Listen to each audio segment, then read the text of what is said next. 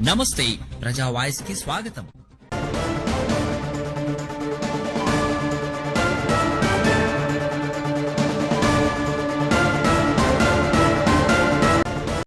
నేడు ఆదోని 17వ వార్డు నందుగల ఆర్ఆర్ లేబర్ కాలనీ ప్రధాన రహదారి అయినటువంటి ముఖద్వారం దగ్గరే మరి పట్టణంలో జై హింద్ నుండి మరి ఇట్లా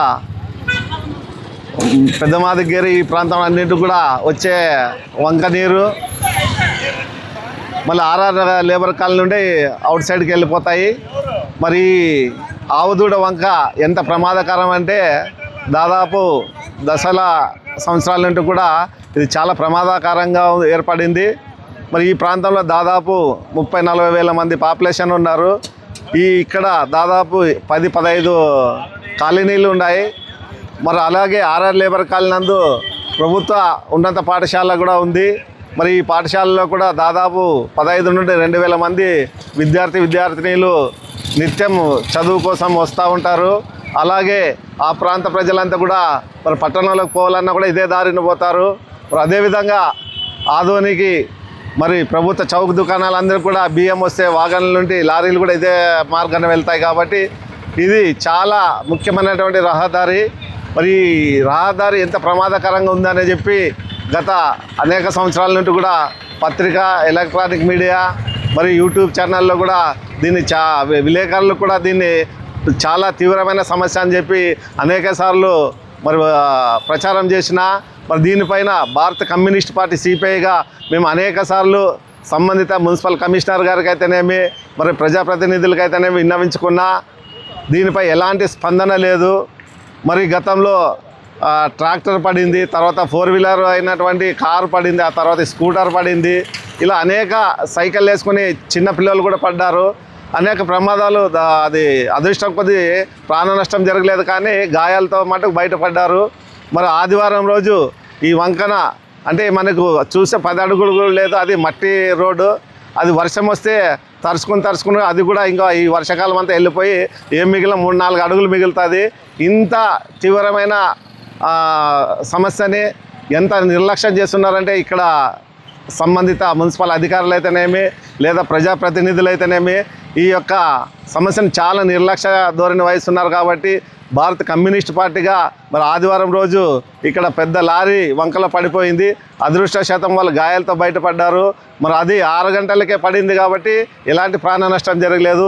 ఏమాత్రం 7-8 గంటల పైన అయితే ఆ రోజు యోగా డే ఉండేది. మరి స్కూల్కి సంబంధించిన పిల్లలు 100లాది మంది వస్తూ ఉన్నారు. చాలా పెద్ద ప్రమాదం తప్పింది. ఇది ఏదైనా భవిష్యత్తులో ప్రాణ నష్టం జరిగినా ఈ అధికారులు కానీ ప్రజాప్రతినిధులు కానీ వాళ్ళ ఇండ్లు ముట్టడి చేసి ఆఫీస్ కార్యాలయాలను కూడా ముట్టడిస్తామని చెప్పి హెచ్చరిస్తున్నాము.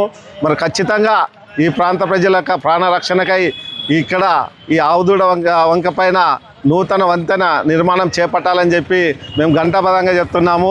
మరి ఇంతవరకు ఇన్నిసార్లు అన్ని రకాల పత్రిక మరి ఎలక్ట్రానిక్ మీడియా సోదరులంతా కూడా దీన్ని సమస్యని అధికారుల దృష్టికి తీసుకుపోయినా మరి ఆదోనిలో కమిషనర్ ఉన్నారా లేరా అనేది కూడా అర్థం కాకుండా ఉంది. మరి ఈరోజు ఒక కూటమిలో భాగస్వామైన బీజేపీ కింద స్థాయి నాయకులు వచ్చి ఇది శాంక్షన్ అయిందని చెప్పి వాళ్ళు కూడా ఇక్కడ పరిశీలించి మరి దానికి సంబంధించిన ఆర్డర్ కాపీ కూడా టెండర్ అయిందని చెప్తా ఉన్నారు. మరి అధికారులు ఉన్నట్టా లేదా ఈ ఆదోనిలోన మరి ప్రభుత్వానికి సంబంధించిన ప్రజాప్రతినిధులు ఉన్నారా లేదా అనేది కమ్యూనిస్ట్ పార్టీగా ప్రశ్నిస్తున్నాము. మరి వెంటనే వేగంగా ఈ యొక్క వంతెన నిర్మాణాన్ని చేపట్టాలని చెప్పి కమ్యూనిస్ట్ పార్టీగా మేము డిమాండ్ చేస్తూ ఉన్నాము. లేని పక్షంలోన ఇంకా ఈ ప్రాంత ప్రజలందరూ కూడా ఉద్యమంలో భాగస్వాములు చేస్తూ ఈ యొక్క ఉద్యమాన్ని ఇంకా తీవ్రస్థాయికి తీసుకెళ్తామని చెప్పి ఈ కాలనీ ప్రజలు అందరూ కూడా ఈ ఉద్యమాల్లో పాల్గొని మరి మనకు ఎందుకంటే తెల్లారితే ఎవరు మన కుటుంబ సభ్యులు పోతారో మరి రోడ్డు ఎక్కే లోపల అవతల పోయే లోపల ఏం ప్రమాదం జరుగుతుందని రోజు భయాందోళనతో వెళ్తున్నారు. కాబట్టి దీన్ని ఖచ్చితంగా ప్రజల ప్రాణ రక్షణకై నూతన నిర్మాణ వంతెన నిర్మించాలని చెప్పి నిర్మించేంత వరకు కూడా మా ఈ శిబిరాన్ని కొనసాగిస్తామని చెప్పి ఇది 2వ రోజు. మరి ఇంకా కలిసి వచ్చే ప్రజా సంఘాలందరూ కూడా కలుపుకుని ఉద్యమంలో పనిచేస్తామని చెప్పి ఈ సందర్భంగా మరి అధికారులకైతేనే ప్రజాప్రతినిధులకు కానీ హెచ్చరిస్తూ డిమాండ్ చేస్తూ ఉన్నాము. నా పేరు టి వీరేష్, భారత కమ్యూనిస్ట్ పార్టీ సిపిఐ పట్టణ కార్యదర్శి. ఈ నిరాహార దీక్ష ఈరోజు 2వ రోజు. రెండో రోజు కమ్యూనిస్ట్ పార్టీ తరఫున మరి మా వీరేష్ ఆధ్వర్యంలో కమ్యూనిస్ట్ పార్టీ ఆధ్వర్యంలో జరుగుతున్నది.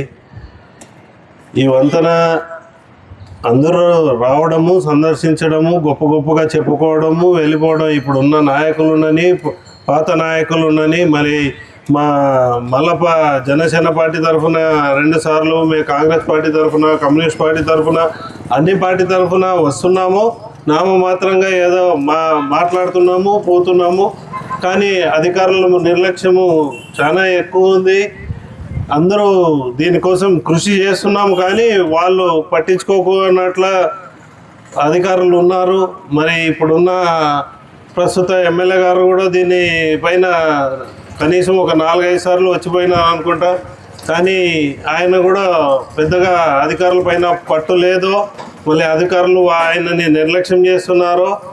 ఈ సంఘటన జరిగే కారణం కూడా అధికారులు వహించాలా. ఖచ్చితంగా ఈ వంతెన నిర్మాణించేంత వరకు మేము కూడా మా సహాయ సహకారాలు కమ్యూనిస్ట్ పార్టీ తరఫున, మరి ఏ పార్టీ తరఫున ఎవరు దీనిపైన స్పందించినా మేము కూడా ఖచ్చితంగా దీనిపైన స్పందిస్తాము.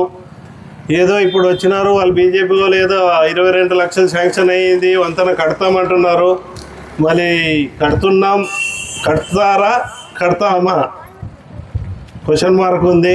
ఖచ్చితంగా ఈ వంతెన కట్టి ప్రజల ప్రాణహాని కాకున్నట్లా కాపాడుకోవాలి. ఇక్కడ దాదాపుగా గవర్నమెంట్ స్కూల్ ఉంది, ముందర ప్రైవేట్ స్కూల్ ఉంది. కనీసము 2000 స్టూడెంట్లు ఇక్కడ తిరుగుతారు. మళ్ళీ వర్షాకాలము దగ్గర పడుతుంది. మళ్ళీ ఈ ప్రాణహాని కాకున్నట్ల ఈ కాంపౌండ్ వాల్ కట్టి ఈ సేఫ్టీ వాల్స్ కట్టాలని కోరుకుంటున్నాం. Dilip Doka, vice president.